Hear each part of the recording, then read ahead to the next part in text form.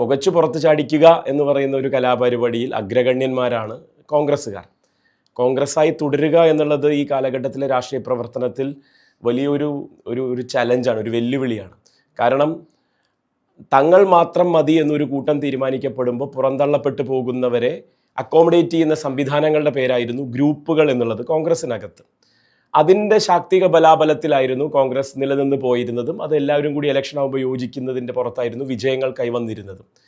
എന്നാൽ അനഭിമതരായവർ, അത് പല കാരണങ്ങൾ കൊണ്ടായിരിക്കാം, അത്തരം ആളുകളെ പ്രോത്സാഹിപ്പിക്കേണ്ടതില്ല എന്നുള്ളൊരു തീരുമാനത്തിൻ്റെ പുറത്തോ അല്ലെങ്കിൽ ആളുകളെ ഉപയോഗപ്പെടുത്തേണ്ടതില്ല, നമ്മളും നമ്മുടെ കൂട്ടും മാത്രം മതി എന്നുള്ള തീരുമാനങ്ങളുടെ പുറത്തോ ഒക്കെ കോൺഗ്രസ് കുറച്ചുകൂടി സങ്കുചിതമായി പോകുമ്പോൾ ആ ഇടം ഉപേക്ഷിച്ച് വന്ന ആളാണ് ഞാൻ.